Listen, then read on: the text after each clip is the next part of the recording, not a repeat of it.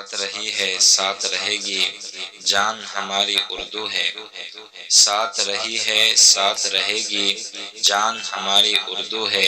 اردو کی پہچان ہے ہم، پہچان ہماری اردو ہے۔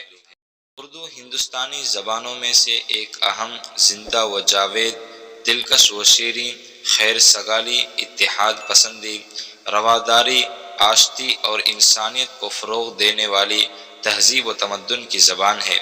آزادی سے قبل یہ زبان ہر شعبہ زندگی میں رائج تھی اور جنگ آزادی میں اس کا سب سے اہم اور نمایاں رول رہا تھا۔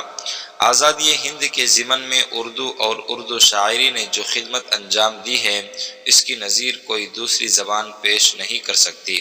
انقلاب زندہ باد جیسے تاریخ ساز جوش و ولولہ پیدا کرنے والے نعرے اور حب الوطنی کے ترانے سارے جہاں سے اچھا ہندوستاں ہمارا، علامہ اقبال کا لکھا ہوا، دلوں میں ولولہ پیدا کرتے تھے۔ ہندوستان کی گنگا جمنی تہذیب اردو ہی کی دین ہے۔ سیاسی اور تہذیبی طور پر پورے ملک کے رابطے اور اتحاد و یکجہتی کی زبان ہے۔ یہ یہیں پیدا ہوئی، یہیں پلی بڑھی اور جوان ہوئی ہے۔ اردو ہمارا ملی، قومی اور مذہبی اثاثہ ہے۔ اردو ہمارے دین کی پہچان ہے، تہذیب و تمدن کی کان ہے، صلح و شرافت کی جان ہے۔ کتنی لذیذ و شیریں یہ اردو زبان ہے۔ فضا کیسی بھی ہو وہ رنگ اپنا گھول لیتا ہے، فضا کیسی بھی ہو وہ رنگ اپنا گھول لیتا ہے، سلیقے سے زمانے میں جو اردو بول لیتا ہے۔ آئیے ناظرین، آج کی اس ویڈیو میں ہم جانیں گے کہ اردو کا آغاز کیسے ہوا۔ جب کبھی دو قومیں آپس میں ملتی ہیں تو ایک نئی تہذیب، ایک نیا تمدن اور ایک نئی زبان وجود میں آتی ہے۔ اردو زبان بھی اسی ملاپ کا نتیجہ ہے۔ ہندوستان کی قدرتی خوبصورتی اور مناظر کی دلکشی کی وجہ سے جو قومیں یہاں آئیں بس یہیں کی ہو کر رہ گئیں۔ انہی قوموں میں سے ایک آریائی یا ایرین قوم ہے جو دراوڑی قوم کے بعد درہ خیبر اور ایران کے راہوں سے ہو کر یہاں آ بسی۔ اس قوم کے آنے سے ہندوستان کی تہذیب و تمدن اور زبان میں نئی نئی تبدیلیاں ہوئیں۔ دراوڑی قوم کی زبان پراکرت تھی اور آریائی قوم اپنے ساتھ ویدک بولی لے کر آئی تھی جو بعد میں سنسکرت کہلانے لگی۔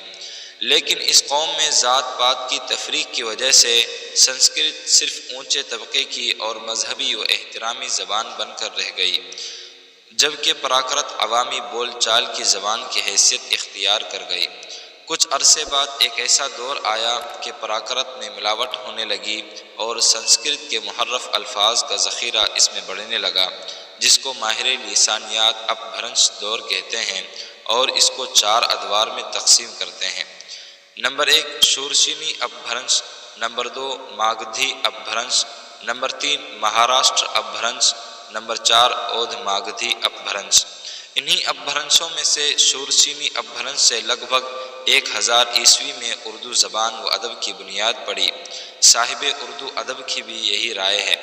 چنانچہ وہ کہتے ہیں کہ حقیقت یہ ہے کہ اردو زبان اس ہندی بھاشا کی ایک شاخ ہے جو صدیوں دہلی اور میرٹھ کے اطراف میں بولی جاتی تھی، جس کا تعلق شورشینی پراکرت سے بلا واسطہ تھا، پھر تدریجی طور پر ترقی کے مراحل سے گزرتی ہوئی پورے ہندوستان میں پھیلی ہے اور یہاں کی مقبول خاص و عام بن گئی ہے۔